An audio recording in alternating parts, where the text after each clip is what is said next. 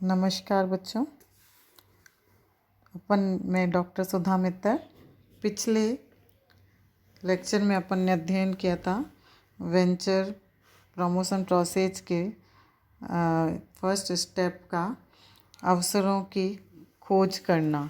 अब सेकंड इसका जो प्रोसेस है, स्टेप है, वो है अवसरों का विश्लेषण एवं मूल्यांकन करना, अपॉर्चुनिटी एनालिसिस एंड इवेल्युएशन। अवसरों का विश्लेषण एवं मूल्यांकन करना किसी भी उद्यमी के द्वारा उस क्रम के प्रवर्तन की दिशा में अगला अवसरों की खोज करने के बाद उन अवसरों का विश्लेषण एवं मूल्यांकन करना होता है। प्रत्येक अवसर का मूल्यांकन करने के लिए निम्नांकित आधारों का उपयोग करना चाहिए। जैसे पहला, अवसरों की उपलब्धता की अवधि। उद्यमी को सबसे पहले यह देखना चाहिए कि कोई अवसर कितने समय तक उपलब्ध रह सकता है। किसी अवसर का लाभ तभी उठाया जा सकता है जबकि वह अवसर कम से कम उस अवधि के बाद तक उपलब्ध रहे जितनी अवधि उस अवसर का लाभ उठाने हेतु उपक्रम की स्थापना में लगती हैं। सेकंड, अवसरों का वास्तविक एवं अनुभूति मूल्य, रियल एंड परसीव्ड वैल्यू का आकलन। अवसरों का मूल्यांकन करने के लिए प्रत्येक अवसर के वास्तविक मूल्य तथा अनुभूति मूल्य का आकलन भी करना चाहिए। तीसरा, बाजार मांग एवं आकार का आकलन। उसके बाद उद्यमी को उपलब्ध अवसर के अधीन उत्पादित उत्पाद या सेवा की मांग एवं उसके बाजार क्षेत्र का आकलन करना पड़ता है। इस हेतु उसे बाजार अनुसंधान करना चाहिए। संसाधनों की उपलब्धता। अवसरों का मूल्यांकन करने के लिए संसाधनों की उपलब्धता पर भी विचार करना पड़ता है। कुछ संसाधन संस्था के पास विद्यमान हो सकते हैं तथा कुछ अन्य बाद में क्रय भी किए जा सकते हैं, किंतु सभी दशाओं में अवसरों का लाभ उठाने के लिए आवश्यक संसाधन उपलब्ध होने ही चाहिए। और यहाँ संसाधनों से तात्पर्य वित्तीय, भौतिक, मानवीय, तकनीकी, सूचनात्मक आदि सभी संसाधनों से होता है। इसके बाद फिफ्थ, क्षमता एवं कौशल की उपलब्धता।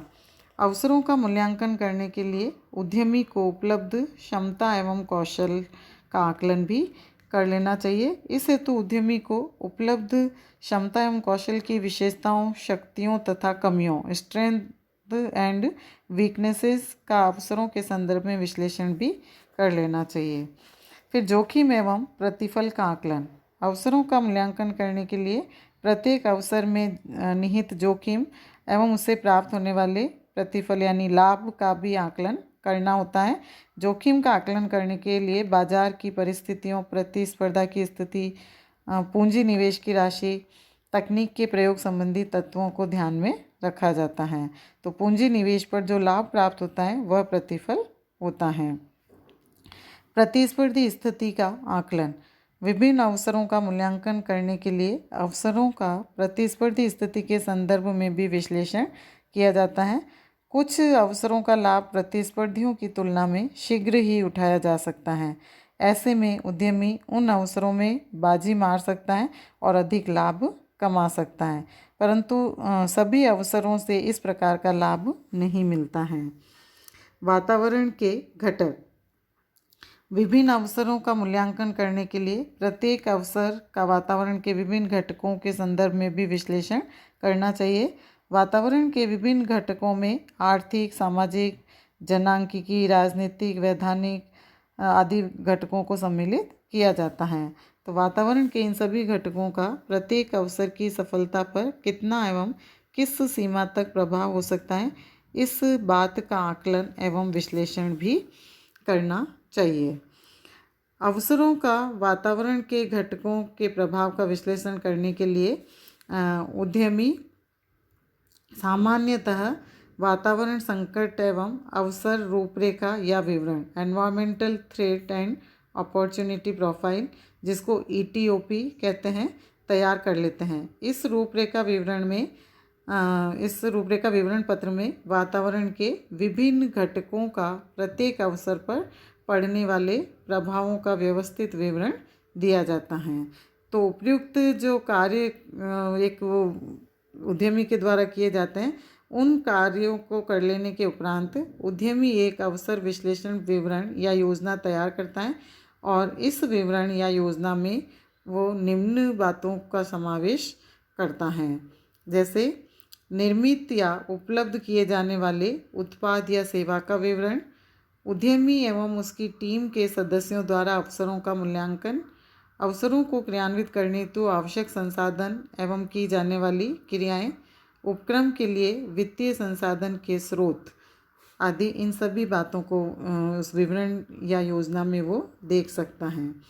फिर उद्यमी एवं उसकी टीम के सदस्य अवसरों के मूल्यांकन के समय सामान्यतः निम्नांकित बातों पर भी विचार करते हैं, जैसे इससे बाजार की कौन सी समस्या का समाधान होगा या आवश्यकता की पूर्ति होगी, बाजार की आवश्यकता के संबंध में अब तक के अवलोकन क्या संकेत देते हैं, बाजार मांग किन सामाजिक कारणों से प्रेरित है, बाजार मांग के संबंध में शोध करके किस प्रकार के आंकड़े एकत्रित किए जा सकते हैं, इस मांग की पूर्ति में क्या किसी का कॉपीराइट अधिनियम के अधीन अधिकार प्राप्त किए जा सकते हैं, बाजार में उपलब्ध प्रतिस्पर्धा एवं उसकी प्रकृति किस प्रकार की है, अंतर्राष्ट्रीय बाजार में मांग की स्थिति कैसी है, अंतर्राष्ट्रीय बाजार में प्रतिस्पर्धा की स्थिति एवं प्रकृति किस प्रकार की हैं।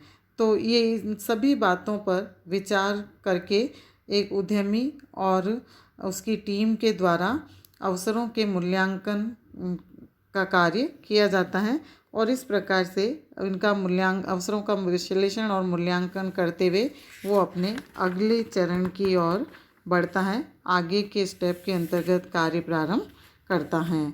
और इस प्रोसेस का जो थर्ड स्टेप है, प्रारंभिक तैयारियां करना, इस स्टेप का अध्ययन अपन नेक्स्ट वीडियो में करेंगे।